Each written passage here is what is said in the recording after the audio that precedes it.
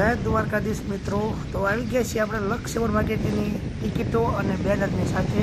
તો આપણે આ ભાઈ વાંગત્રાના ચોકડી પર અને વાંગત્રાની નિશાળની એક્ઝેક્ટ સામે હાઈવે પર ભજીયા બનાવે છે.